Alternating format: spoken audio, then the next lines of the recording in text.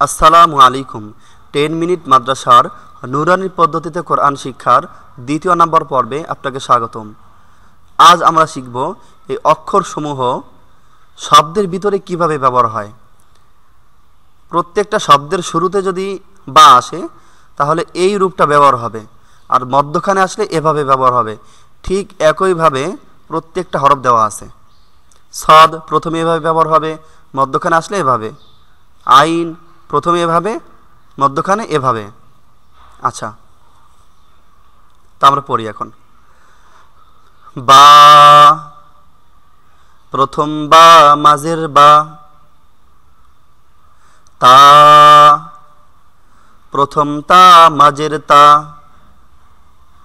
আমার সাথে সাথে বলতেছেন তো?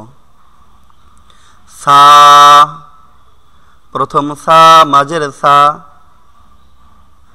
নুন, প্রথম নুন মাঝের নুন। ইয়া, প্রথম ইয়া মাঝের ইয়া। জিম, প্রথম জিম মাঝের জিম। এটা প্রথমে ব্যবহার হয় এভাবে, নিচে আইসা এই নিচের থেকে আরেকটা হরফ শুরু হয়। আবার এভাবেও প্রথম ব্যবহার হয়, আবার এবার মাঝখানেও ব্যবহার হয়। হা, প্রথম হা মাঝের হা। খ, প্রথম খ মাঝের খ। সিন, প্রথম সিন মাঝের সিন। শিন, প্রথম শিন মাঝের শিন। সদ, প্রথম সদ মাঝের সদ। বদ, প্রথম বদ মাঝের বদ। আইন, প্রথম আইন মাঝের আইন। গাইন, প্রথম গাইন মাঝের গাইন।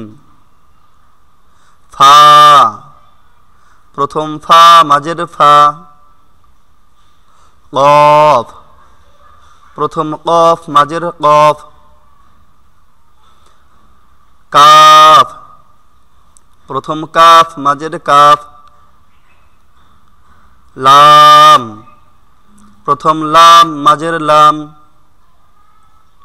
মিম, প্রথম মিম মাঝের মিম। হা, শেষের হা, প্রথম হা মাঝের হা। আমরা যে এতক্ষণ পড়লাম প্রথম হা মাঝের হা, এটা কিভাবে? এই যে সদ আসছে প্রথমে এভাবে আসছে, আর মধ্যখানে আসছে এভাবে।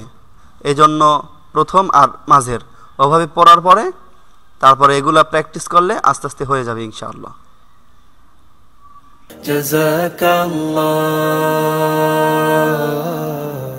জাযাকাল্লাহ।